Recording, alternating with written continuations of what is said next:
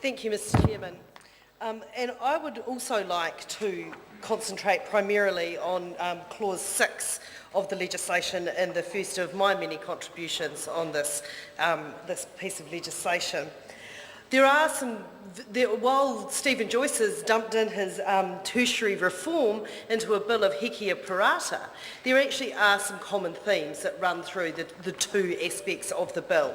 And my colleagues Chris Hipkins and Grant Robertson have drawn these out largely. Primarily what these are doing are taking away the representative nature of our education system and investing a whole lot more power in the Minister of Education and the Minister of Tertiary Education. In the second reading of this bill, the Minister of Tertiary Education, in his contribution to the House, said there's nothing to worry about here because academic freedom and the role of a university is protected and enshrined in clauses 160 and 161 of the primary legislation.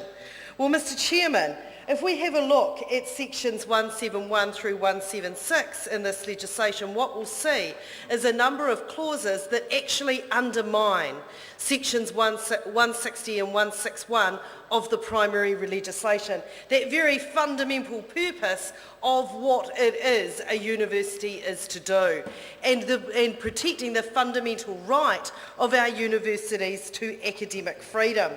So, Mr. Chairman, if we turn our attention firstly to 171B, the matters to be considered, when appointing members to a university council.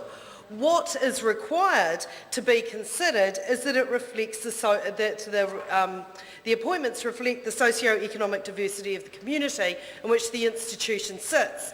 And Mr. Chairman, while this is an admirable requirement to put into the legislation, and certainly nothing that we took any issue with, what we do have some sympathy with a number of submitters is the ability to ensure that that representation of communities can be reflected in a council that is so small. And Mr. Chairman, we heard from a number of speakers about being situated in incredibly diverse communities, right along the socio-economic axes, various people that needed representation, and their ability to do this in such a small council when the Minister was going to themselves be appointing such a high proportion of the people to the council was indeed problematic. And as my colleague Grant Robertson has alluded to, no case for change has been made for this legislation. That we've had the Minister tell us it was about creating innovative and efficient universities that could foot it in the world. Well, Mr. Chairman, what we have seen is that our universities actually have smaller councils already than a number of far more successful universities around the world.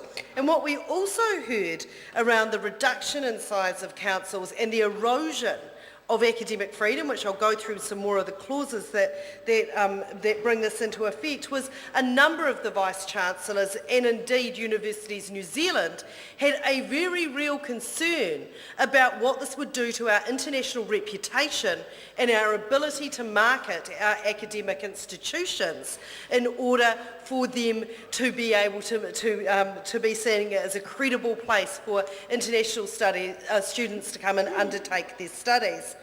Because what we can see is the severity of what is happening to that core purpose of a university and its institutional and academic freedom. If we turn our attention next to 176A of the Act, and what we can see there is the individual duties of the members being defined. And one of the things that really comes into play here, and we can see in 176B, that the duties are not accorded to the institution or indeed the council, but the Minister.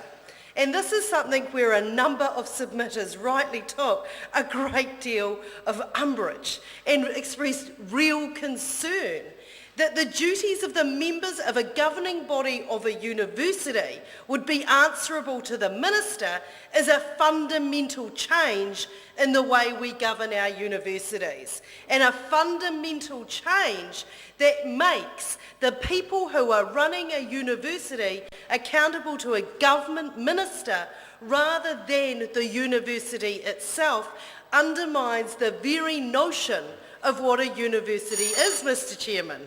Megan Woods. And this is something that needs to be taken very seriously.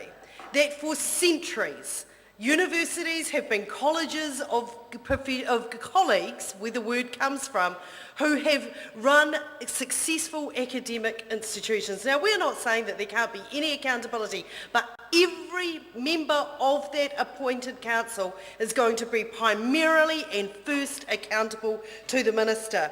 But it doesn't stop there, Mr. Chairman, in terms of what this does in terms of eroding academic freedom. Because then if we turn to 176C and we look at the removal clauses that are there and the powers that the minister has to remove members from the council. Now, the minister doesn't only have these powers to remove their own appointments. The minister has the power to remove any member appointed to the council, whether that be by the institution or whether it be by the minister themselves. This is a truly frightening prospect when you put this together with the previous clause that makes the members of those governing bodies accountable to that minister. So if you don't do what that minister wants, they have the power to remove you. And remember, we are talking about organisations that are meant to be the critic and conscience of our societies. We are not talking about a board of directors of a company. We are talking about a university that has a particular function within our society and is being eroded by this piece of legislation. And the minister has not made the case for change. I invite the minister and the chair.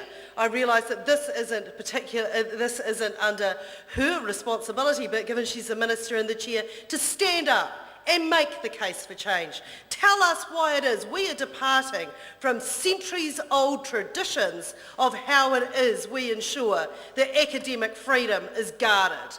Why it is that we are departing from centuries-old traditions of how it is that we have a critic and a conscience in our society, because the case has not been made. The universities are opposed to it, the Vice-Chancellors are opposed to it, and Universities New Zealand is opposed for it. This is a serious and grave change to an important set of institutions in our society, and I would like to hear from the Minister why those changes are being made.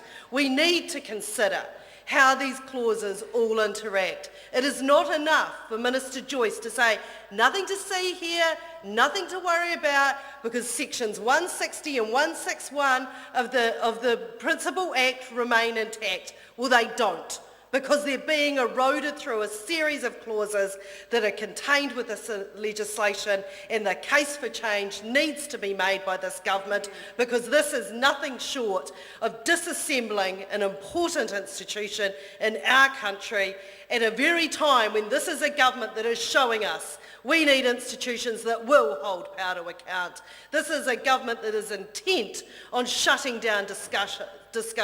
It is a government that is intent on shutting down criticism of itself. We're seeing its own smear machine that seeks to shut down dissenters. We're now seeing the government introducing legislation that is attempting to curtail the ability of our universities to fulfil that function in our society, and it is not good enough.